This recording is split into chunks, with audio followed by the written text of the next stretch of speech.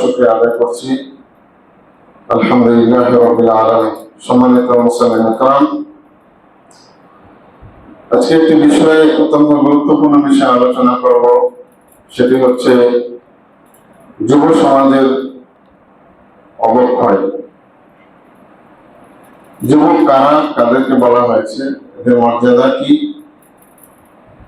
এবং আজকের এই যুবকদের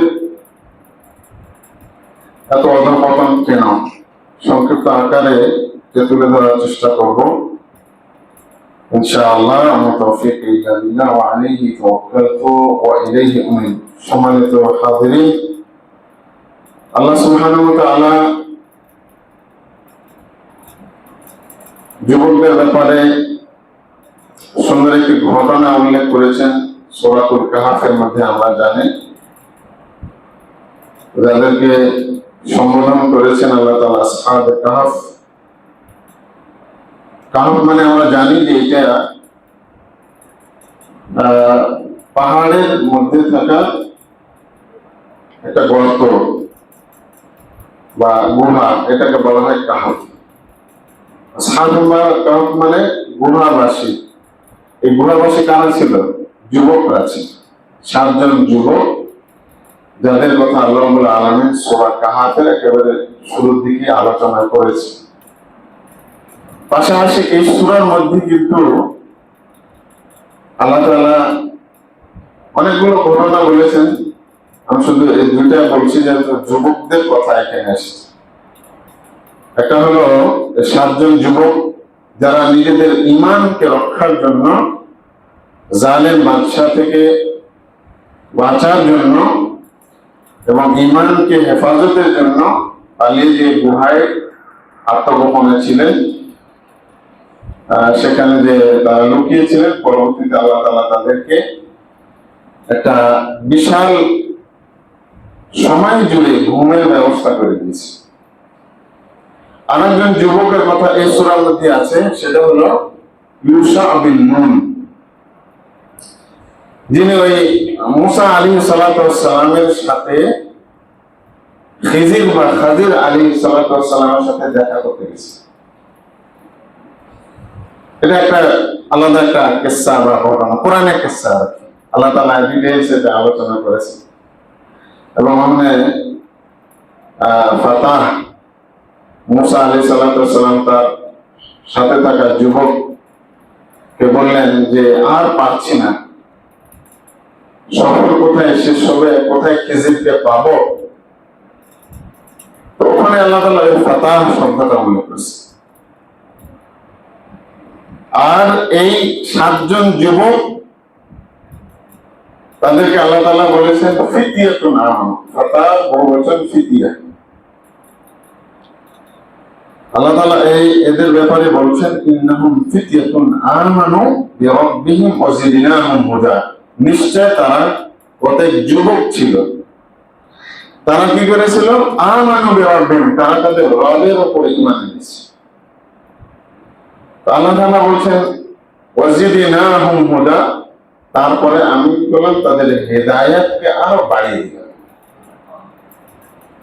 তারা তো তাদের রবের উপর ঈমান এনেছিল, ওই ঈমানটাকে আমি আরো বেশি মজবুত করলাম, আরো বেশি বাড়িয়ে দিলাম।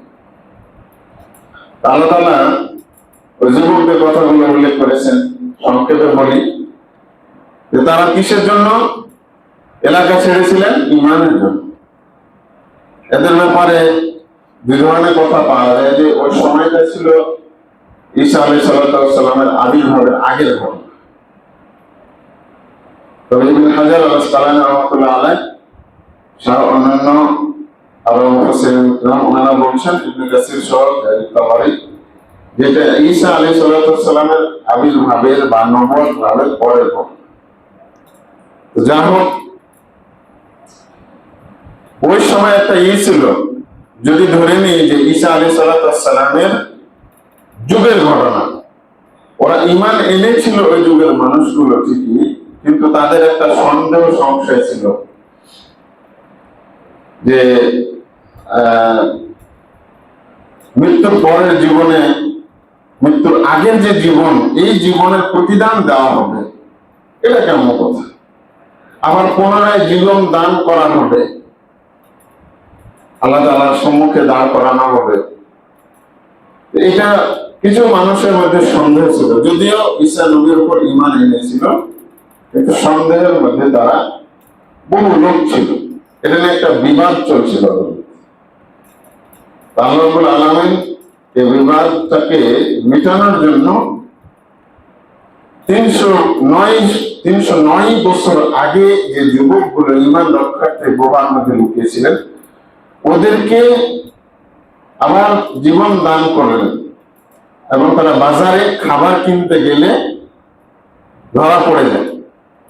বহু আগের মুদ্রা যখন তাদেরকে দেয় দোকানদারকে বা খাদ্য দোকানদারকে, তখন সে অবাক হয় যে এটা তো কোথাকার, কখন, কার তুমি মুদ্রা নিয়ে এসছো? আমারই, এটা আমার কাছে, এবং আমি মালিক, এটা আমি চুরি কামারি কিছু করে। যাই হোক, এটা একটা আশ্চর্য ঘটনা ঘটলো যে পরবর্তীতে লোকজন তাদের খোঁজে গেল যে তোমরা কোথায় থাকো। বহু লোকজন জমা হয়ে গেল, এমনকি সম্রাট, সে সময়কার শাসক যিনি, উনি খ্রিস্টান ছিলেন, উনিও গেলেন। তারপরে 7 জন যুবকের মধ্যে 6 জন তো ভিতরেই ছিল, আর যে খাবার নিয়ে এসেছিল সেও যখন ভিতরে গেল, কিভাবে ছিল এটা দেখা। তো 2 জন, এরা যখন সবার ভিতরে গেল, তখন আল্লাহ তাআলা আলামিন এদেরকে আবার মৃত্যু দান করবেন। তাহলে মরে যাওয়ার পরে আবার জীবিত লাভ, জীবিত লাভের পরে আবার মৃত্যু, এই ঘটনা কোরআনুল কারীমের মধ্যে তো চলে আসছে। যাই হোক, এই 7 জন যুবক, যেটা মেন কথা, এরা কি জন্য লুকাইছিল? ঈমানের জন্য, ঈমানকে হেফাজতের জন্য। বেঈমান শাসক ছিল, সে নিজেকে প্রভু দাবি করত, রব দাবি করত। এরা যখন ঈমান নিয়ে এসেছে এক ইলাহর উপর, তখন এদেরকে পাকড়া করে তার দরবারে হাজির করা হলে তারা নির্দ্বিধায় ঘোষণা করে। এবং তার ওই শাসকের স্বভাবটাই ছিল এরকম যে ওকে যারা প্রভু মনে না করত,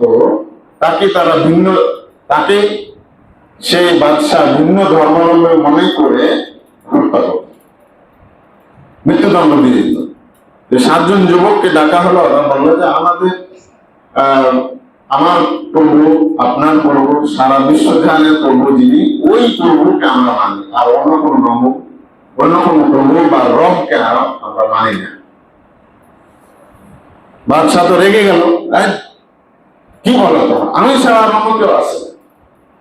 আমি সবকিছু দিই, খাবারের ব্যবস্থা করি, চাকরির ব্যবস্থা করি, আমি ছাড়া আর কেউ আছে? মৃত্যুদণ্ড দিব, তোমাদের দিয়ে ফেলতাম, কিন্তু তোমরা যুবক, শিশু, তোমরা ছোট, তোমাদেরকে 3 দিনের জন্য সময় দিলাম, ভেবে চিন্তে ধর্ম পরিবর্তন করে আমার সামনে আসবে, নাহলে তোমাদের মৃত্যুদণ্ড দেওয়া। এই 7 যুবক চিন্তা করলো যে এবার যদি আমাদেরকে তার দরবারে নিয়ে যাওয়া হয়, তাহলে হয় আমাদের বেঈমান হতে হবে, তার প্রতি আল্লাহকে বাদ দিয়ে, সারা জাহানের সৃষ্টিকর্তা রব্বুল আলামিনকে বাদ দিয়ে তার প্রতি ঈমান আনতে। আর যদি আমরা আল্লাহর উপর ঈমান আনি, তাহলে আমাদেরকে মেরে ফেলবে। অতএব আমরা যেহেতু 3 দিন সময় পেয়েছি, পালিয়ে যাই। 3 জন ঈমানকে হেফাজত করার জন্য, রক্ষার জন্য সেখানে পালিয়ে গেল। বহু দূর পালানোর পরে একটা পাহাড়ের গুহায় তারা লুকিয়ে থাকলো।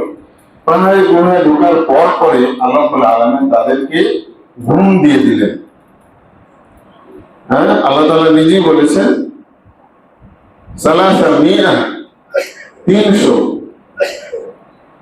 300 পরে আবার 309 বছর আল্লাহ তাআলা আলামিন তাদেরকে ওই গুহার মধ্যে ঢুকাবে। মেন বিষয়টা হলো সেটা হলো যে এই যুবকরা কতটা ইমানদার ছিল, কতটা মজবুত ইমানের অধিকারী ছিল, যে ওই সময় সব বেঈমানকে উপেক্ষা করে, বাদশার মৃত্যুদণ্ডের পরোয়ানাকে উপেক্ষা করে নিজেদের ঈমানকে হেফাজতের জন্য এলাকা ছেড়ে পালিয়ে গেল। আর আমাদের যুব সমাজের অবস্থা কি? আমাদের যুব সমাজ এখন সবচেয়ে অথর্ব, বেঈমান, ঈমানহীন একটা জাতিতে পরিণত হচ্ছে, জনগোষ্ঠীতে পরিণত হচ্ছে। এদের কাছে ঈমানের কোন দাম নাই, এদের কাছে ইগোর দাম আছে, এদের কাছে দুনিয়ার বিভিন্ন জিনিসের দাম আছে, ঈমানের কোনো দাম নাই। অথচ এই আয়াতের তাফসীর কারগণ বলেছেন যে যুবক বয়সটা, এই বয়সটাকে আবার কোরআনের ভাষায় যদি আমরা বুঝতে চাই, তাহলে আরেকটা সূরা আহকাফের 15 নম্বর আয়াতে আমরা যদি দেখি, আল্লাহ তাআলা বলেন হাত্তা ইযা বালাগা আশুদ্দাহু ওয়া বালাগা 40 সানা, এমনকি সে যখন শক্তি সামর্থ্য অবস্থায় পৌঁছলো, ওয়া বালাগা 40 সানা, এবং 40 বছরে উপনীত হয়, তাহলে মোটামুটি একটা বয়স, যেটা যৌবন কালের বয়স, যেটা আমরা ধরি, সেটা হলো 16 থেকে 40-এর আগ পর্যন্ত। এটা একটা বয়স। 40 পার হলে ওটাকে বলা হয় প্রৌঢ়ের বয়স, মানে বার্ধক্যের প্রাথমিক অবস্থার বয়স। তো এই যৌবন কাল যে কতটা মূল্যবান আমরা ব্যক্তি হিসেবে তো জানি, নাকি মানুষ হিসেবে তো জানি। আর যিনি সৃষ্টিকর্তা রব্বুল আলামিন, যিনি আমাদেরকে মায়ের গর্ভে দেন, শিশুকাল দেন, শৈশবকাল, বাল্যকাল, কৈশোরকাল, যৌবনকাল, বৃদ্ধকাল, এটা কে দেন? আল্লাহ রাব্বুল আলামিন তো দেন। তো তিনি তো আরো বেশি বুঝেন, নাকি? আমাদের যে পাওয়ার ক্ষমতা, শরীরের সক্ষমতা, এটা যখন আমরা 18, 20, 30, 35 বছরের ছিলাম বা 40-এর আগে, এখন তো এটা আছে আমাদের নাই। তো এই বয়সটা হলো এত গুরুত্বপূর্ণ, প্রায় সকল তাফসীর কারগণ বলেছেন যে যৌবন কালটা হলো মানুষের সবচাইতে শ্রেষ্ঠ জীবন, সবচাইতে মূল্যবান, দামি সময়কাল হলো যৌবন। এই যৌবন কালে যে হেদায়েত পায়, সে প্রকৃত হেদায়েত পায়। এই যৌবন কালটা হচ্ছে কিসের? ইসলাহুল আমাল, নিজের আমলকে সংশোধনের একটা সময়, ওয়া ইসলাহুল আখলাক, চরিত্রকে সংশোধনের সময়। আর একটা হলো এবং আল্লাহর পক্ষ থেকে হেদায়েত প্রাপ্তির সময়। যৌবন কালটা হচ্ছে কি? নিজের আমলের বিশুদ্ধতা। আপনি দেখবেন যারা হানাফি থেকে আহলে হাদিস হচ্ছে যুবক বয়সে, এরা কিন্তু সহজে একটু পড়াশোনা করেছে, চেঞ্জ হয়ে গেছে। কিন্তু একজন মুরব্বী হয়ে গেছে, তাকে আপনি যত বোঝান সহজে গ্রহণ করবে না, সহজে মেনে নেবে না। বলে কি বলে, সারা জীবন এটা শুনে এলাম, এইভাবে আমল করে এলাম, এখন এত বিরক্ত করতেছে, কিচ্ছু বুঝেন। বুঝতে পেরেছেন? এই জন্য দেখবেন সৌদি আরবে আলহামদুলিল্লাহ, ওটা শুধু মানুষের জীবিকা অর্জনের দেশ না, ওটা হেদায়েত পাওয়ারও একটা দেশ। বুঝতে পেরেছেন? যারা দেখবেন যৌবন কালে গেছে আর মোটামুটি দাওয়াত সেন্টার গুলোর সাথে সম্পর্ক রেখেছে, দেখবেন ওরা হেদায়েত পেয়ে গেছে। কিন্তু একজন বুড়া পায় না, বৃদ্ধ ব্যক্তি ওখানে যে সহজে হেদায়েত পায়, ওই যেইভাবে যায় ওইভাবে আবার বাংলাদেশে ঘুরে আসে। তো যা হেদায়েত পাওয়ার সবচেয়ে সুন্দর সময় হলো যুবককাল, যৌবনকাল। নিজের চরিত্রকে সংশোধন করা, উত্তম চরিত্র অর্জনের বয়সটা হলে যৌবনকাল। আচ্ছা বলেন তো, মানুষ যৌবনকালে তো বেশি উচ্ছৃঙ্খল হয়ে থাকে না বৃদ্ধকালে? বুড়া হয়ে গেলে তো এমনি তার দাড়িতে পাক ধরে, চুলে পাক ধরে, শরীরে রক্ত গরম থেমে যায়, চামড়াগুলো ঝুলাঝুলি হয়ে যায়, শরীর এমনি শক্তি চলে যায়, থাকে না। এজন্য আর অপরাধ করার প্রবণতা কম থাকে, খুবই কম। কিন্তু যৌবনকালে যে কোনো অপরাধ করার প্রবণতা থাকে। যেমন যৌবনকালে যে কোনো কিছু করার সক্ষমতা থাকে, যে কোনো কিছু করার, একটা বিপ্লব ঘটানো, একটা জাতিকে পরিবর্তন করে দেওয়ার, একটা সমাজকে চেঞ্জ করে দেওয়ার, একটা পরিবারকে চেঞ্জ করে দেওয়ার একটা বয়স হলো কি যৌবনকাল। নিজে, ব্যক্তি, পরিবার, সমাজ, রাষ্ট্রকে পরিবর্তন করে দেওয়ার বয়স হলো কি যৌবনকাল। বলেন তো 16-17 বছরের নির্যাতন নিষ্পেষণের এই সময়টাকে কারা একেবারে মাত্র কয়েকদিনের মধ্যে ধূলিসাৎ করে দিয়েছে? তো এই জন্য যৌবন কাল এত মূল্যবান আল্লাহ সুবহানাহু ওয়া তাআলার কাছে যে আপনি কিভাবে বর্ণনা করবেন। আল্লাহ রাব্বুল আলামিনের কাছে খুবই পছন্দের এই সময়ের আমল। আপনি অবাক হবেন যে 45 প্লাস যারা, এদের আমল আর একজন 25-30 মধ্যে থাকা যুবকের আমল কি একরকম, ইবাদতের একরকম। এই বয়সটা আসলে আমরা ফরজ তো নামাজ পড়ি, মুরব্বি সাজে যায় না, ফরজ তো নামাজ পড়ি, নফলও পড়ি, তাহাজ্জুদও পড়ি, কিন্তু মনে রাখবেন যৌবন কাল আল্লাহ রাব্বুল আলামিনের কাছে এত পছন্দনীয়, আল্লাহ রাব্বুল আলামিনের কাছে এত বেশি মর্যাদা যে একজন যুবক ব্যক্তি শুধু যদি ফরজ নামাজ আদায় করে তাহলে এই বৃদ্ধ ব্যক্তির সুন্নাত, নফল, তাহাজ্জুদ নামাজ পড়ার সমান নেকি পাবে। আল্লাহু আকবার। এজন্য আল্লাহ তাআলার কাছে এত বেশি না। বৃদ্ধ হলে আমরা এমনিতে পরিবর্তন হয়ে যায়, কর্ম চলে আসে, মন মানসিকতা চলে আসে, কিন্তু যৌবন কালে এটা হয় না, পারা যায় না। বন্ধু বান্ধব থাকে, ফ্রেন্ড থাকে, আরো অনেকে থাকে, ক্লাসমেট থাকে, এদের কারণে ইচ্ছা থাকলেও অনেক যুবক নিজেকে পরিবর্তন করতে পারে, তাই না? বেশিরভাগ 98% যুবক নিজেকে পরিবর্তন করতে পারে। গাড়িটা রাখলে কি বলবে? মা বাবা তো বাধা দেয়, আর ফ্রেন্ডরা তো বলবে কিরে তুই তো বুড়া হয়ে গেছিস। আর যদি বর্তমান জমানা বলছে যদি গার্লফ্রেন্ড থাকে তাহলে বলবে আরে তুই তো শেষ।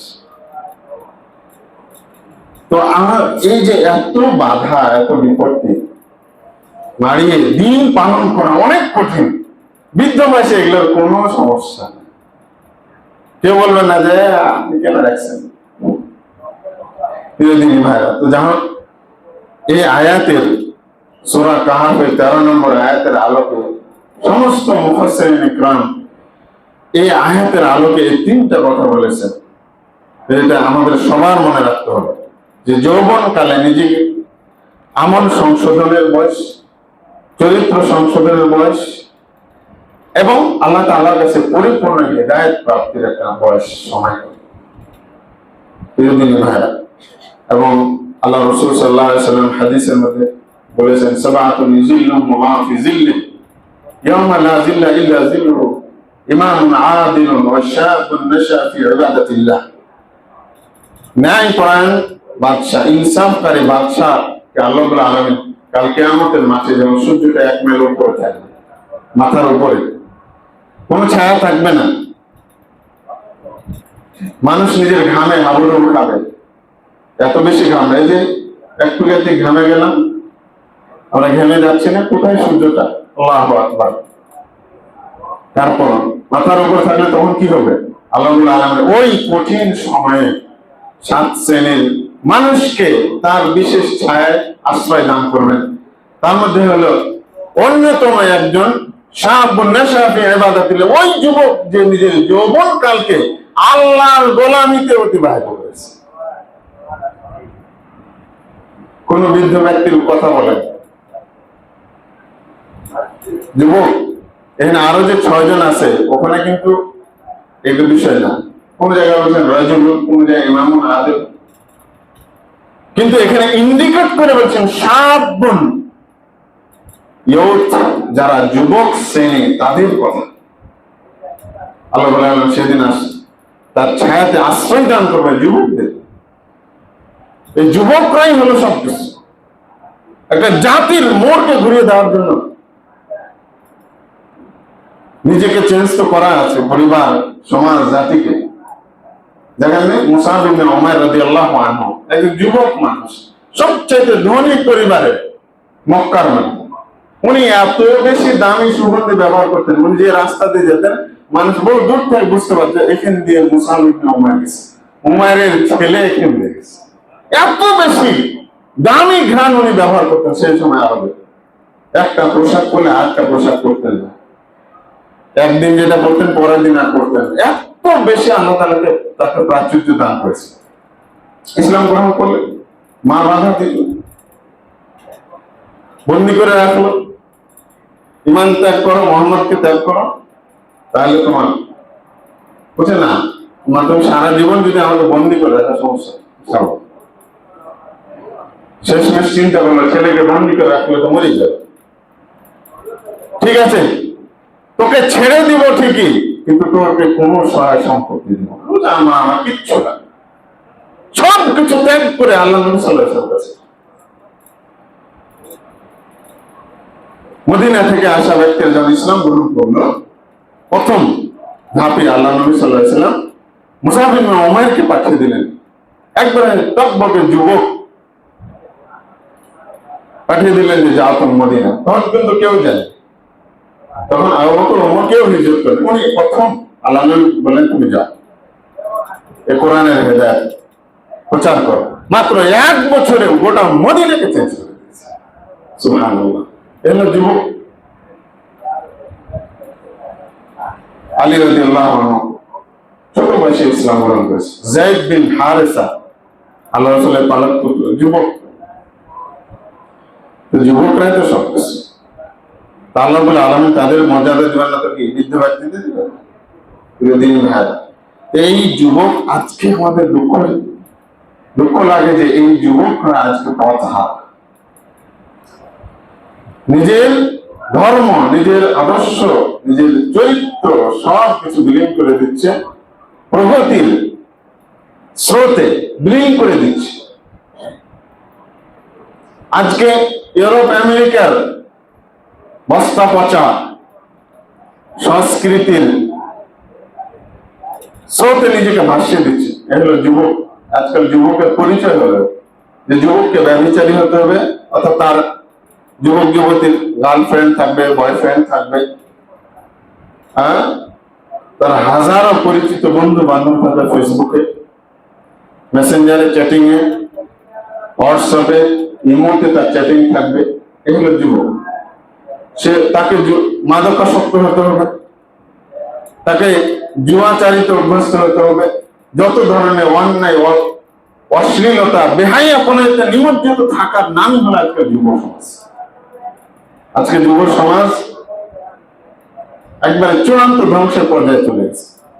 এই যুব সমাজ আজকে আবেগ কোনটা ইসলাম আর কোনটা কুফর এটা এখন পার্থক্য জানে। সে নিজে মুসলমান, ঠিকই মুসলমানের ঘরে জন্ম নিয়েছে, কিন্তু ইসলাম সম্পর্কে তার কোনো জ্ঞান নেই, ধারণা নেই। অথচ সেম টাইম আজকে কাফেররা কতটা সচেতন। ইহুদিদের কথা বহুবার বলেছে, বাদ দিলাম। আজকে হিন্দুস্তানের হিন্দুরা কতটা সচেতন আপনি চিন্তা করতে পেরেছেন? এই গোটা হিন্দুস্তান মিলে এই যুব সমাজ কুফরি কাফের শক্তিশালী ইমান নিয়ে এই যুবকরা আজকে গোটা হিন্দুস্তান এখন দখল করে দিয়েছে। বিজেপির উত্থান আপনি বুঝতে পারেন না?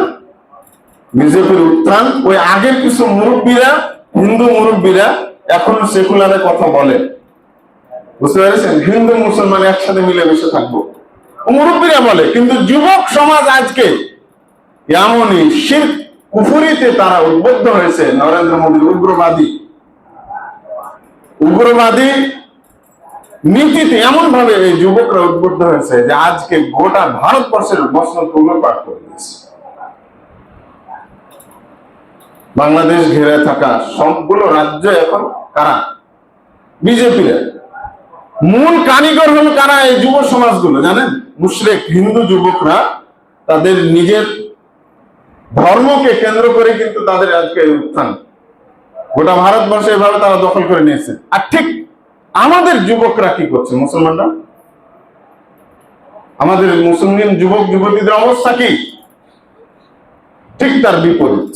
ওরা যেমন ওদের হিন্দু ধর্মকে কঠিন ভাবে আঁকড়ে ধরছে, আমাদের মুসলিম যুবকরা ঠিক তার বিপরীতে ইসলাম ধর্ম থেকে, ইসলামী আদর্শ থেকে, চেতনা থেকে অত বেশি দূরে চলে যাচ্ছে।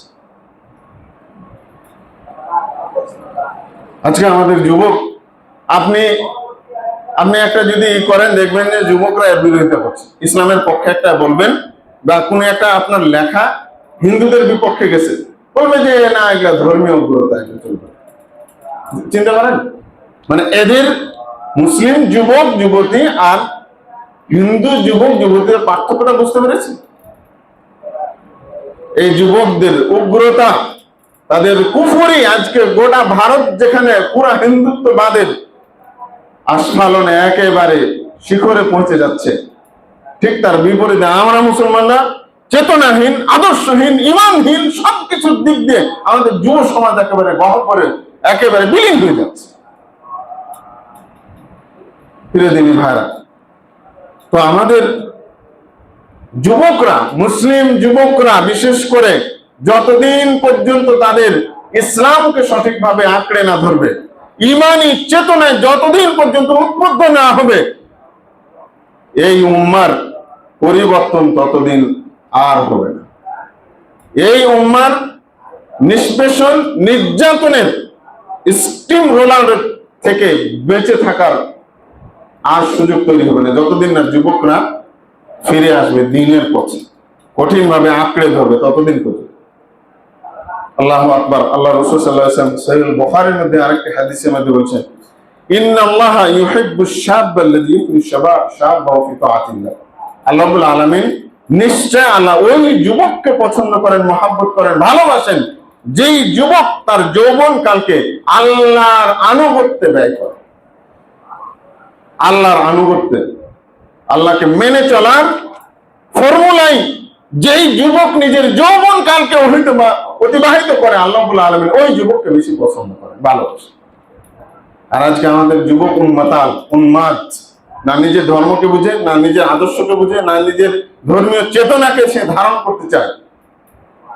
আজকে দেখবেন যুবকরা উন্মাতাল, কে ব্রাজিল আর কে আর্জেন্টিনা হবে এটা নিয়ে ব্যস্ত।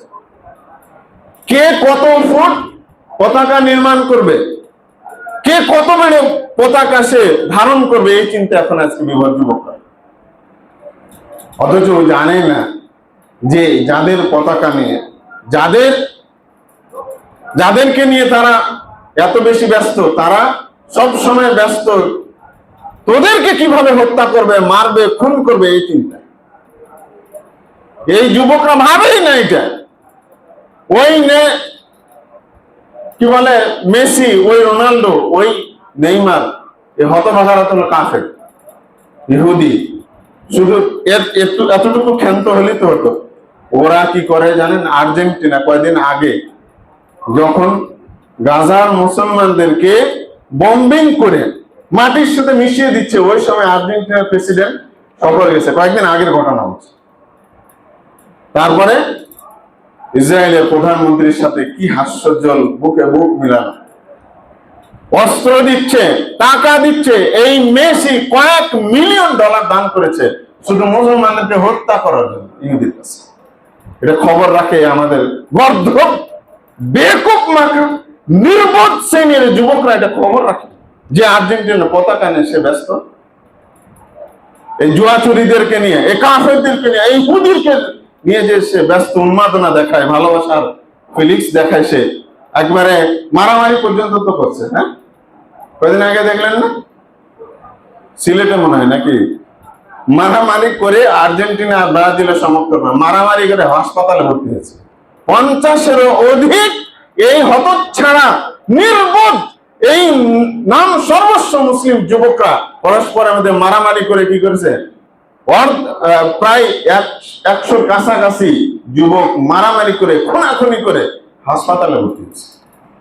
এই যুবক র্যালি বের করে, হ্যাঁ দেখেন না, যুবকরা র্যালি বের করে, জার্সি করে, পতাকা নিয়ে, আবার নিজের বাড়িতে বাড়িতে পতাকা ঝুলায়। এরকম নির্বোধ, এরকম পাগল যুবকদের দেখে তো ওরা মনে মনে অট্ট হাসি হাসি।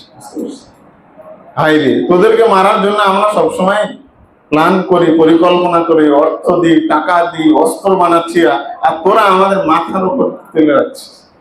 তোরা আমাদের এত সাপোর্ট করিস, এত ভালোবাসিস, খুব খুশি। কিন্তু কি বলবো ভাই, আজকে যুব সমাজ ব্যভিচারকে নাম দিয়েছে প্রেম, ভালোবাসা। ব্যভিচার, জেনার সম্পর্ক। অথচ আল্লাহ তাআলা কি বলছেন? ওয়ালা তাকরাবুজ জিনা ইন্নাহু কানা ফাহিশাতাও ওয়া সাআ সাবিলা। তোমরা জেনা তো করা দূরের কথা, জেনার কাছেও যায় না। জেনা কাছে যে সমস্ত উপকরণ তোমাকে নিয়ে যায়, মাধ্যম নিয়ে যায়, সেগুলোর কাছেও তুমি যাবে, জেনা করা তো দূরের কথা। অথচ আজকে দেখবেন, আজকে যুবক যুবতীদের মধ্যে ভাইরাসের মতো জেনা ব্যবচার ছড়িয়ে গেছে। মুসলমান একজন ফোন দিয়ে বলতেছে, স্যার একটা অঘটন ঘটছে। কি কয় যে, আমি পরিচয় বলবো না, একটা মেয়ে 14-15 বছরের প্রাইভেট স্যারের কাছে প্রাইভেট পড়তে যেত। একদিন জোর করে তার সাথে ব্যভিচার করেছে, ধর্ষণ করেছে। সে এখন অন্তঃসত্ত্বা, 5 মাসের। কি করা যায়? আমার বাপ মা প্রথম ভাবছিল হয়তো টিউমার হয়েছে পেটে, পরে দেখছে যে ব্যভিচারের মাধ্যমে এরকম অবস্থা। তারপরে আরেকজন কোচিং সেন্টারে যাই, সহপাঠীর দ্বারা উভয়ে সম্পর্ক করে, ব্যভিচারে বাচ্চা হয়েছে। আর এক বাড়িতে আপন খালাতো ভাই দ্বারা 12-14 বছরের মেয়ে প্রেগনেন্ট, ব্যভিচার করছে। জানে না মা বাপ, যখন একেবারে সবকিছু বোঝা যায় তখন বুঝতে পারছে। আর এক পরিবার, এগুলো তো অভিযোগগুলো আসে আমাদের কাছে। আর একজন কি হয়েছে, দুলাভাই দ্বারা শালিকা প্রেগনেন্ট, দুলাভাইয়ের সাথে ব্যভিচারের সম্পর্ক। বাস, দুলাভাই কি করেছে? স্ত্রীকেও প্রেগনেন্ট করেছে, শালিকও করেছে। এটা মাত্র কয়েকটা ফুটে, বুঝতে পারছেন? এরকম লক্ষ লক্ষ অবস্থা আমাদের সমাজে বিরাজ করছে। এগুলা কিসের জন্য? কে দায়? কে দায় বলেন তো? আল্লাহ তাআলা কি বলেছেন? ওয়ালা তাকরাবুজ জিনা ইন্নাহু কানা ফাহিশাতাও ওয়া সাআ সাবিলা। তোমরা জিনার কাছেও যেও না, ইন্নাহু কানা ফাহিশা, নিশ্চয় এটা নির্লজ্জতা, অশ্লীলতা, ওয়া সাআ সাবিলা, এবং নিকৃষ্ট পন্থা। কিন্তু আমরা তো দুলাভাই মানে হলো তো হাসি রসের আর মজাকের জিনিস নাকি? ফ্রি। একজনকে বিয়ে করেছে, যদি বোন থাকে তাহলে ফ্রি পেয়ে গেছে দুলাভাই, মা বাবা কিছু বলে না। দুলাভাইয়ের সাথে হাসি মজাক করতেছে, দুলাভাইয়ের শালিকার সাথে হাসি মজাক করছে, আর এই সাথে কি হয়ে যাচ্ছে? বাস, এক সময় অঘটন। আজকে প্রায় 25 বছর আগের একটা ঘটনা মনে পড়লো। আমাদের বাড়িতে একটা মেয়ে, ওই গ্রামে থাকে না, কাজ কাম করে আর কি। মেয়েটা ভালো ছিল, বিয়ে দিয়েছে, কিন্তু ওর ইমিডিয়েটলি ছোট বোন, ও কি করেছে? দুলাভাইয়ের সাথে ফষ্টি নষ্টি, একেবারে দহরম বহরম। হাসি মজাক থেকে হাত দিয়ে স্পর্শ, হাত দিয়ে স্পর্শ থেকে ফিজিক্যালি সম্পর্ক। এটা যখন জানাজানি হয়ে গেছে, বোন বাধা দিচ্ছে, মা বাপ বাধা, তখন কি করছে? দুলাভাইকে বলে বাড়ি থেকে ভেঙে গেছে, যে ওরা যে আলাদা জায়গায় বিয়ে করছে। এরকম অবৈধ সম্পর্কগুলো কেন? আল্লাহ তাআলা নিষেধ করছে না? দুলাভাই কি, হ্যাঁ, আল্লাহ রাসূল হাদিসে বলছে, আল হামু কাল মাউত, দেবর হচ্ছে কি মৃত্যুর সমতুল্য, ভয়ঙ্কর বিষয়। মৃত্যুর সমতুল্য ভয়ঙ্কর বিষয় হলো কি? দেবর। দেবর শুধু না, এখানে শালী নাই, দুলাভাই না, এটাই তো উদ্দেশ্য। এখান থেকে আরো বেশি পর্দা করে মেনটেন করে চলতে হবে। দুলাভাই যেন কোনোদিন শালীকে না দেখতে পাই, আর শালী যেন কখনো একান্তে দুলাভাইয়ের সাথে কথা না বলতে পারে। এরকম তো বাপ মাকে ম্যানেজ করতে হবে না, কিন্তু বাপ মা এগুলো দেখে না, খোঁজ খবর রাখে না, দুলাভাই তো সমস্যা কি, কিন্তু ভিতর ভিতর যে কত সমস্যা ঘটিয়ে দিচ্ছে তার খবরই নেই। আর এক মেয়ের কথা একটা কানে আসলো যে ও বিয়ে বসতে চায় না। কেন বসতে চায় না? কারণ যেদিন থেকে তার বোনের সাথে বিয়ে হয়েছে দুলাভাই, তার কিছুদিন পর থেকেই সম্পর্ক দুলাভাইয়ের সাথে, সুযোগ বুঝি দুলাভাইয়ের সাথে সে ফিজিক্যালি সম্পর্ক। আর দুলাভাই তো চাই কোন রকম আপদ দূর করি, কিন্তু শালী আর চায় না। শালীও চাই যে আমি দুলাভাইকে বিয়ে করব। নাউজুবিল্লাহ। হাজারো ভাবি আজকে কি রজমযোগ্য অপরাধী, দেবরের সাথে খুব খারাপ সম্পর্ক। এগুলো কিসের? এগুলো তো জেনার সম্পর্ক। এই যুব সমাজকে এগুলো ধ্বংস করে দিয়েছে। এই পথ আমরা খুলে রেখেছি, তো কেমনে হবে? বন্ধ করবে? প্রত্যেকটা ঘরে ঘরে আজকে জেনার সব আয়োজন তৈরি আছে, আয়োজনগুলো আমরাই করে দিই। অথচ আল্লাহ রাব্বুল আলামিন কত কঠোর ভাবে এটাকে নিষেধ করেছে। পর্দা মেনটেন করতে হবে। ওয়াহফাযু ফুরুজাহুম, তারা তাদের হেফাজত করবে লজ্জাস্থানকে, পুরুষরা তাদের লজ্জাস্থানকে হেফাজত করবে। ওয়ায়াগুদ্দু মিন আবসারিহিম, পুরুষরা তাদের দৃষ্টিকে অবনত রাখবে, কোন পর নারীর দিকে তাকাবে না। ওয়ায়াগুদ্দু মিন আবসারিহিন্না, নারীরাও ঠিক তাদের দৃষ্টিকে অবনত রাখবে। কিসে দুলাভাই আর কিসে খালাতো ভাই আর কিসে মামাতো ভাই, ফুফাতো ভাই, জ্যাঠাতো ভাই, কিচ্ছু না, এগুলো সব আরাম। এদের সাথে পর্দা করা প্রত্যেকটা নারীর ফরজ, এবং প্রত্যেকটা বাপ মার উচিত নিজের এরকম মেয়েকে, ছেলেকে পর্দা করানো অবশ্যই দায়িত্ব, এটা পালন করতে হবে। তাহলে জেনার গুলো কমবে, জেনা কমবে করতে। আল্লাহ নবী সাল্লাল্লাহু আলাইহি ওয়াসাল্লাম বহু আগে বলেছিলেন, আজকাল এই যে বিএফ আর জিএফ গুলো কেন গড়ে উঠছে? কারণ ভালোবাসার নাম দিয়েছে ইবলিস, কিন্তু আল্লাহ এবং আল্লাহ রাসূল এটা নাম দিয়েছে জেনা, ব্যভিচার। আল্লাহ রাসূল বহু আগে বলেছেন, লা ইয়াকুনান্না মিন উম্মতি আকওয়ামুন ইস্তাহিল্লুনা আল-হিররা ওয়াল হারিরা ওয়াল খামরা ওয়াল মাআজিফ। চারটা বড় বড় জঘন্য অপরাধ, রাহুল বুখারী, চারটা বড় বড় অপরাধ যেগুলোকে আল্লাহ নবী বলছেন আমারই উম্মতের কিছু হতভাগা সম্প্রদায় হালাল মনে করবে, যদিও সেগুলো হারাম, হালাল মনে করবে। তারা কি কি কে হালাল মনে করে? আল ইস্তাহিল্লুনা আল-হিররা, তারা ব্যভিচার, জিনা করাকে হালাল মনে করে। আস্তাগফিরুল্লাহ। আপনি অবাক হবেন, বাংলাদেশে একটা রিপোর্ট বলছে, এই মুসলিম দেশের কথা, প্রায় 50 থেকে 60% যুবক যুবতী বিয়ের আগেই ব্যভিচারে জড়ায়, ফিজিক্যাল সম্পর্কে জড়ায়। তারা অভিজ্ঞতা অর্জন করে বিয়ের আগে। আপনি অবাক হবেন, আপনি চিন্তা করতে পারেন।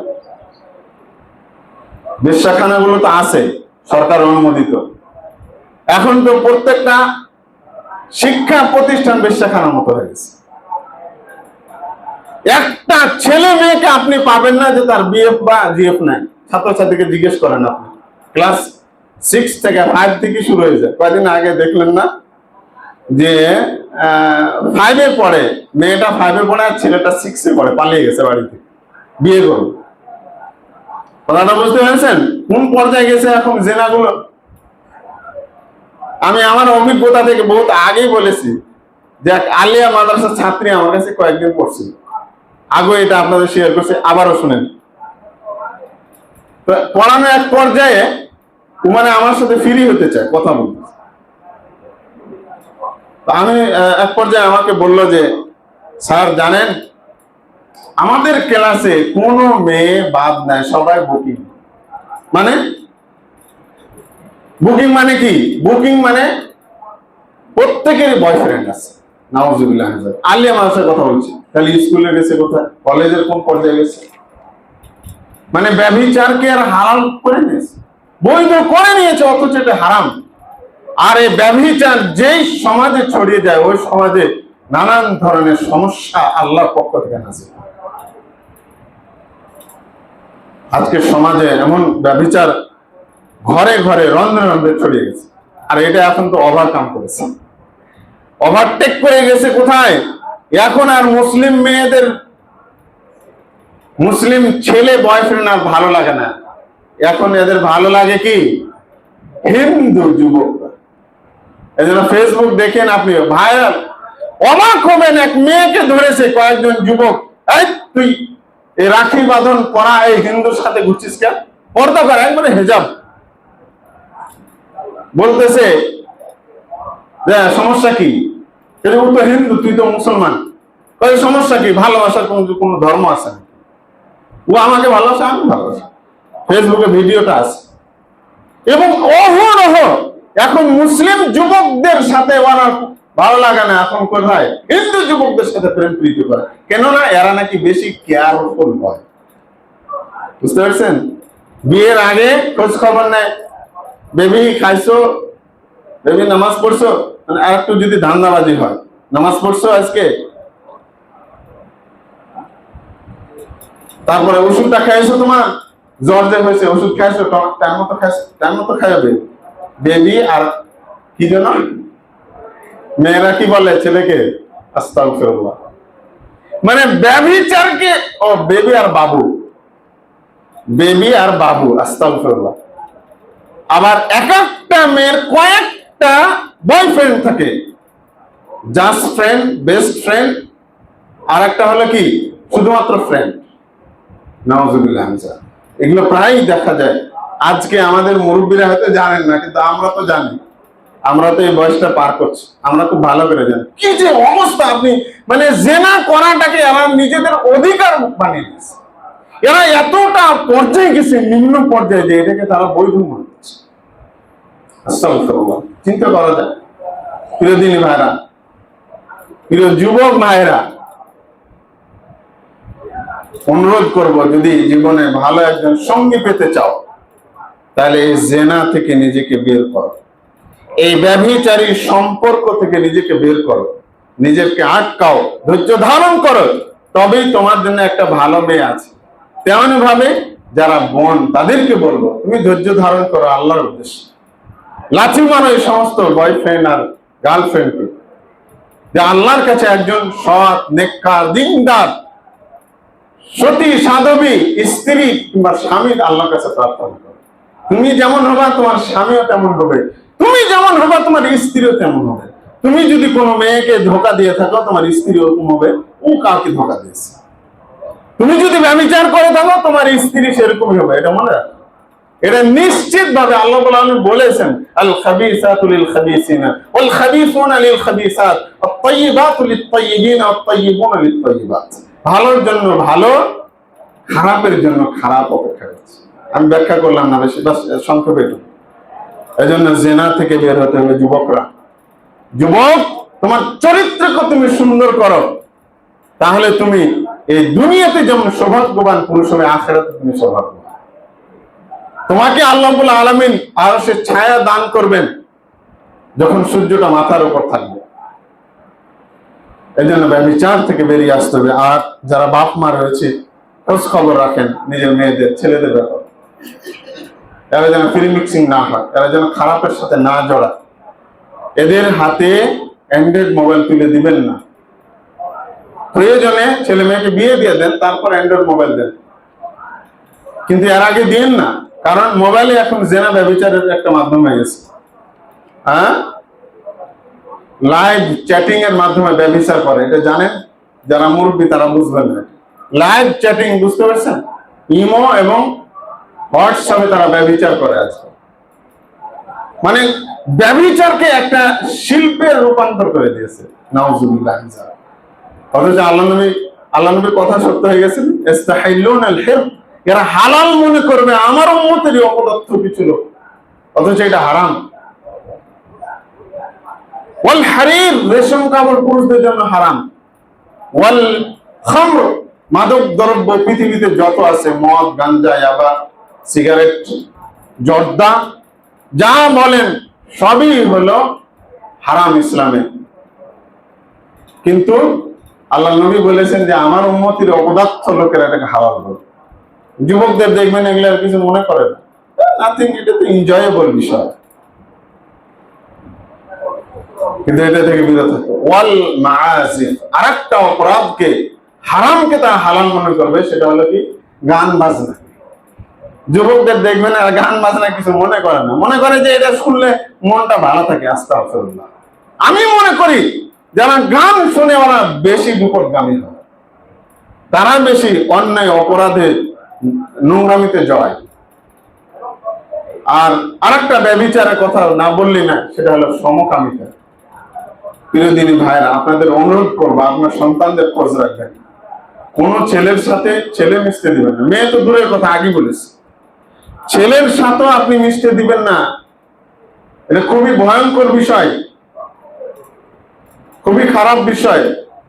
এগুলো এখন বিভিন্ন আবাসিক প্রতিষ্ঠান, সেটা স্কুল হোক, কলেজ হোক, মাদ্রাসা হোক, ভার্সিটি হোক।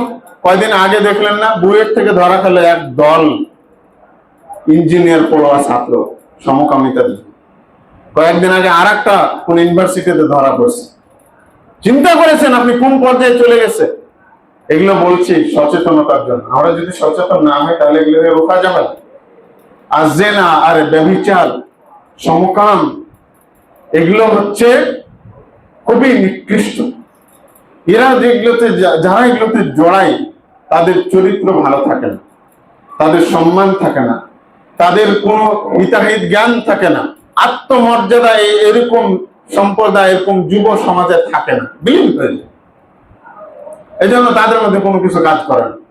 আর একটা হলো প্রিয় দিনী ভাইরা, অপরাধে জড়িত আমাদের যুব সমাজ, সেটা হলো জুয়া আর মাদক দ্রব্য। আল্লাহ তাআলা সূরা মায়েদার 90 নম্বর আয়াতে বলছেন, আল্লাহ তাআলা বলছেন কি, ইন্নামাল খামরু ওয়াল মাইসির ওয়াল আনসাব, হে ঈমানদারগণ, ইন্নামাল খামরু ওয়াল মাইসির, নিশ্চয় মাদক দ্রব্য, ওয়াল মাইসির, জুয়া, জুয়াতে আজকে আসক্ত। আজকে বহু মানুষ আজকে সর্বশান্ত হচ্ছে। একটা তো সরাসরি জুয়া আছে না, তাস খেলে, তারপরে কি যেন ক্যামেরা, এগুলো যে খেলে, বিভিন্ন খেলা, এগুলোর মধ্যে সবগুলো কিন্তু জুয়াতে। আজকাল মোবাইলেও জুয়া খেলা যায়। আর এটা বহু যুবক এটাতে আসক্ত, সর্বশান্ত। কয়েকদিন আগে দেখলাম এক যুবক তার মাকে হত্যা করে দিয়েছে। কিসের জন্য? মোবাইল জুয়ায় আসক্ত, টাকা দেয়নি, এর জন্য মাকে সে বটি দিয়ে কুপিয়ে কুপিয়ে হত্যা করেছে। একটা ভিডিও দেখলাম ফেসবুকে, একজন যুবক তার স্ত্রীকে তাকতেছে একটা বটি নিয়ে, বড় হাসানি। তো ভাগ্য করে না কয়েকজন যুবক পড়ে গেছে সামনে, ওরা বাধা দেওয়াতে বেঁচে গেছে। বুঝতে পেরেছেন? কিসের জন্য? মাদক দ্রব্য সেবন করবে, মদ কিনবে, গাঞ্জা কিনবে, ইয়াবা কিনবে, এই জন্য স্ত্রীকে চাপ দিয়েছে, টাকা দেয়নি, তখন তাকে এইভাবে আসছে বটি নিয়ে। আপনি চিন্তা করতে পারেন কোন পর্যায়ে গেছে? এগুলো সবই হারাম প্রিয় দিনী ভাইরা, সবই হারাম। এগুলো থেকে দূরে থাকতে হবে। যুব সমাজ এগুলো থেকে বের না হলে কখনো নিজেদের আত্মমর্যাদাবান হিসেবে কখনো দাঁড় করাতে পারবে। আর ইহুদি নাসারা তো চাই, ইহুদি নাসারা ইসলামের দুশ্মনরা চায় যে মুসলমান যুবকরা এগুলোতে আসক্ত হোক, জেনা ব্যভিচারে আসক্ত হোক, মাদক দ্রব্যে আসক্ত হোক। তারা বিভিন্ন ফাংশন নিয়ে, এই জন্মদিন আর বিভিন্ন দিবস পালন করে তারা আসক্ত হোক, এগুলো ওরা চায়। কারণ এখানে বিরাট বড় একটা বিজনেসের বিষয় থাকে, হাজার হাজার বিলিয়ন ডলারের বিজনেসের একটা বিষয় আছে। এই জন্য তারা চায় যে সব যুবক সমাজে, বিশেষ করে মুসলিম যুবকরা যেন এগুলোতে বুঁদ হয়ে পড়ে থাকুক। আর ওরা অস্ত্র বানাবে, ওদের যুবককে লাগিয়ে রেখেছে কি, এই মুসলমানদেরকে হত্যা করার জন্য ওরা অস্ত্র বানাবে, ওরা গবেষণা করবে, ওরা মিসাইল বানাবে, ওরা অত্যাধুনিক অ্যাটম বোম বানাবে, অত্যাধুনিক দিন যত যাবে অস্ত্র বানাবে। এটাই তাদের যুবকদের ব্যস্ত রাখবে। আর মুসলমান যুবকরা কি করবে? মদ খাবে, গাঞ্জা খাবে, জেনা ব্যভিচারে বিয়ে বলে জেনা ব্যভিচারে জড়াবে, মাদক দ্রব্যে জড়াবে, জুয়াতে জড়াবে, খেলাধুলায় আসক্ত হবে, আর ওরা এগুলোতে ব্যস্ত হবে। আজকে বাস্তবতা হচ্ছে এরকম। আপনি অবাক হবেন, ঢাকা ইউনিভার্সিটির মতো এত বড় একটা বিশ্ববিদ্যালয়, আর্জেন্টিনা ব্রাজিলে খেলা দেখাচ্ছে, হাজার হাজার যুবক সেখানে সমগম হয়ে দেখতেছে। একত্রিত হয়ে দেখছে। কাদের খেলা? মুশরিকদের খেলা, ইহুদিদের খেলা, নাসারাদের খেলা ওইভাবে উপভোগ করছে। আর নিজেকে খুব গৌরবান্বিত, আমি আর্জেন্টিনার সাপোর্টার, আমি ব্রাজিলের সাপোর্টার। অথচ এই হতভাগা জানি না যে আর্জেন্টিনা আর ব্রাজিল তার মতো মুসলিমকে হত্যা করার জন্য অস্ত্র বানাচ্ছে, গবেষণা করছে, মিসাইল তৈরি করছে, টাকা দিচ্ছে, অর্থ খরচ করছে। আর চিন্তাই করে কেমনে হবে? এই যুবক দিয়ে কেমনে হবে বল? তারপরে আল্লাহ তাআলা বলছেন আরেকটা কথা, ওয়াল আনসাব, মুমিনরা জেনে রাখো, মূর্তি পূজা, দেব দেবী, এগুলো হচ্ছে খারাপ, নিকৃষ্ট। বাংলাদেশে এখন বড় মূর্তি নির্মাণ হচ্ছে। যুবকদের ফিলিংস পাবেন না। আমাদের মুসলিম যুবকরা নেট চালায় তো আমরা এগুলো বুঝতে পারি, ওরা এগুলোর বিরুদ্ধে লেখেন। কিন্তু দেখবেন হিন্দু প্রত্যেকটা যুবক সরব, তারা মুসলমানদের বুকের উপর দাঁড়িয়ে রাম মন্দিরে বিশাল মূর্তি বানাবে। আপনি যদি প্রতিবাদ করেন আপনাকে বলছে উগ্রবাদী। অথচ ভারতে মুসলমানদের কি বাবরি মসজিদে ধ্বংস করেছে, শত শত মসজিদকে বুলডোজার দিয়ে ধ্বংস করে দিয়ে তারা সেখানে মন্দির বানাচ্ছে। আর সেটা উগ্রবাদ না, সেটা উগ্রবাদ না। একবার চোখের সামনে সামান্য গরু গোশত রাখার জন্য তাকে হত্যা করছে, এটা উগ্রবাদ না। এমনকি হোটেলে মোটেলে সব জায়গায় যে মুসলমানদেরকে নির্যাতন করছে। আপনি অবাক হবেন যে ওরা ঘোষণা দিয়েছে মুসলমান মেয়েকে যদি ধর্ষণ করা যায় তাকে পুরস্কার দিতে হবে। কোন হিন্দু যুবক যদি কোনো মুসলমানকে হত্যা করতে পারে তাহলে তাকে পুরস্কার দেওয়া হবে। এটাই করছে। একজন মুসলমানকে 6 জন মুসলমানকে হত্যা করে একজন অপরাধী হিন্দু যুবক জেলখানা থেকে বের হয়েছে। এই উগ্রবাদী হিন্দুরা তাকে কি মালা পরিয়ে তাকে বরণ করতেছে, উল্লাস করতেছে, মিষ্টি বিতরণ করছে। আপনি চিন্তা করতে পারেন। আর মুসলমানদের মধ্যে এই ফিলিংসটা নাই। মুসলমান যুবক মানি হলো সে ধান্দায় আছে কেমনে আমি গেমসে আসক্ত হব, কেমনে আমি আমার জিএফ গার্লফ্রেন্ডকে নিয়ে ব্যস্ত হবো, একটু কথা বলবো, তার সাথে একটু হবে। এরকম হচ্ছে আমাদের যুবক। যুবক মানি হলে এখন মাদকাসক্ত, ব্যভিচারী এবং বিভিন্ন অন্যায় অপকর্মে জড়িত। আজকাল যুবকরা হয়ে গেছে এরকম। কিন্তু প্রিয় যুবকরা, টাইম যেহেতু শেষ, অনুরোধ করব যুবকরা, তোমরা যতদিন সংশোধন না হবে এই মুসলিম মিল্লাত আর দাঁড়াতে পারবে না। আজকে দেখো তোমার পার্শ্ববর্তী দেশ ভারতে হিন্দু যুবকরা দাঁড়িয়েছে। তারা তাদের হিন্দু ধর্মকে বুঝে উগ্রতাকে পছন্দ করে নিয়েছে। কঠিন ভাবে হিন্দুত্ববাদকে ধারণ করে ওই দেশের যুবকরা প্রত্যেকটা রাজ্যতে বিজেপি উগ্রবাদী শাসন ব্যবস্থা কায়েম করছে। আর তোমার মগজে ঢুকাচ্ছে ইসলাম কঠিন ভাবে মেনে চলা মানে হলো ধর্মান্ধতা, ইসলাম মানে হলো সন্ত্রাসী, মসজিদ মাদ্রাসা এগুলোতে ভালো মুসলমান নাই, এগুলোতে সব খারাপ মুসলমান, এগুলো তোমার ব্রেনে ঢুকাচ্ছে। আর যুবকরা তোমরা এগুলো গিলে ফেলছো। মনে রাখবে গোটা দুনিয়া আজকে তোমাদের মতো যুবকদেরকে ধ্বংস করার জন্য ইহুদি নাসারা হিন্দুত্ববাদীরা একজোট।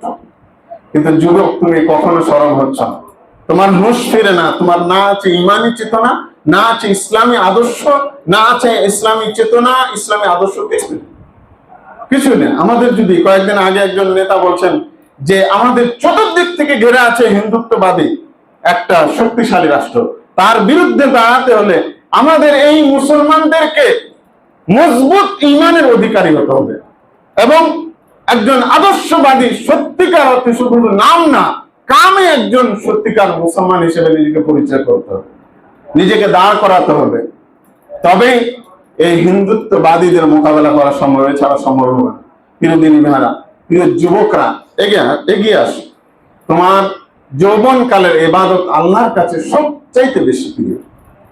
আল্লাহর কাছে তোমার নামাজ, তোমার হজ, তোমার ব্যভিচার থেকে বেঁচে থাকা, তোমার প্রত্যেকটা ভালো আমল একজন বৃদ্ধ ব্যক্তির চাইতে বহু গুণ মূল্যবান আল্লাহ সুবহানাহু ওয়া তাআলার কাছে। এজন্য যুবকরা দ্বীনের পথে ফিরে আসতেই হবে। তোমরা যদি দ্বীনবিহীন মুসলিম যুবক হও তাহলে এই পৃথিবী, এই মুসলিম জাতি ধ্বংস হচ্ছে, আরো হবে, আরো ভবিষ্যতে হবে। তোমার জন্য আর্জেন্টিনা, ব্রাজিল, জার্মান এগুলো নয়, তোমার জন্য খেল তামাশা নয়। এটা মুসলমানদের জন্য কখনো শোভনীয় নয়। যারা মুসলমানদেরকে হত্যা করতে চায় তুমি কেমনে তাকে সাপোর্ট করো? আল্লাহ নবী বলেছেন, যে ব্যক্তি যাকে সাপোর্ট করবে, যে ব্যক্তি যাদের সাদৃশ্য অবলম্বন করবে, ফাহুয়া মিনহুম, ওই ব্যক্তি তাদের সাথে কিয়ামতের দিন উঠবে, তার হাসর নাসর হবে। আল্লাহ নবী বলেছেন যে তোমরা দেখো কার সাথে তোমরা বন্ধুত্ব করছো, কার সাথে উঠবস করছো, তুমি দেখো, কেননা তার বন্ধুর যে ধর্ম সেই অনুযায়ী তার হাসর নাসর কিয়ামতের দিন। ফালিয়ানজুর মান ইউখালিল, সেজন্য খেয়াল করে কার সাথে সে বন্ধুত্ব করছে। তুমি মেসি আর রোনাল্ডো আর নেইমারকে ভালোবেসে জান্নাত আশা করো? নামাজও পড়ো আর ওটা করো? বা তুমি মুসলমানের বাচ্চা, তোমার নামও মুসলমান, তুমি কেমন করে হিন্দুদের, এই ইহুদিদেরকে, এই মুশরিকদেরকে, এই খ্রিস্টানদেরকে তুমি সাপোর্ট করতে পারো, যারা তোমাকে প্রতিনিয়ত মারার জন্য, হত্যা করার জন্য সব সময় প্রস্তুতি গ্রহণ করছে? এই জন্য যুবকরা দিনের পথে ফিরে আসো। শেষ আহ্বান জানিয়ে আজকের জুমার খুতবার ইনশাআল্লাহ শেষ করব। আর একটা বলবো যে আজকে আমাদের যুব সমাজের বিপদগামিতার অন্যতম কারণ হচ্ছে স্মার্টফোন। একটা যুবককে দেখবেন ও দিনের অধিকাংশ সময় স্মার্টফোনে সময় দেয়, সে চ্যাটিং এ দেয়, সে ভিডিও বিভিন্ন এটা সেটা দেখতে সময় দেয়। এটা থেকে একটু দূরে থাকতে হবে, প্রয়োজনে এটা ব্যবহার করতে হবে। কিন্তু অপ্রয়োজনীয় হচ্ছে যখন তুমি এটাকে একেবারে তোমার আনলিমিটেড যখন ইউজ করছো, অন্যায় কাজে ইউজ করছো, প্রেম ভালোবাসা মতো নোংরামি কাজে ব্যবহার করছো, এটা তখন কোনোভাবেই তোমার এই মোবাইল তোমার জন্য বৈধ হতে পারে না। এটা হলো আল্লাহ রাব্বুল আলামিনের দান, এটা নিয়ামত। প্রযুক্তি আল্লাহ তাআলা নিয়ামত, কিন্তু এই প্রযুক্তিকে যদি অন্যায় পথে ব্যয় করো, গ্রহণ করো, ব্যবহার করো, আল্লাহকে, আল্লাহ রাব্বুল আলামিনের দরবারে তোমার প্রত্যেকটি সময়, সেকেন্ডের, ওয়াক্তের আল্লাহর কাছে হিসাব দিতে হবে। অর্থের ওই যে এমবি কিনো না, ওটারও হিসাব দিতে হবে আল্লাহর কাছে। এই জন্য আসো যুব সমাজ, আসুন আমার দিনী ভাই ও বোনেরা, দিনের পথে ফিরে আসি। তবে আমরা শক্তিশালী হব, একটি শক্তিশালী উম্মাহ হিসেবে, মুসলিম হিসেবে নিজেকে গড়ে তুলতে পারবো। আল্লাহ রাব্বুল আলামিন আমাদের আজকের গুরুত্বপূর্ণ খুতবাটিকে যা শুনলাম সে অনুযায়ী আমল করার জন্য আল্লাহ তাআলা তৌফিক দান করে। মা আলাইনা ইল্লাল বালাগ।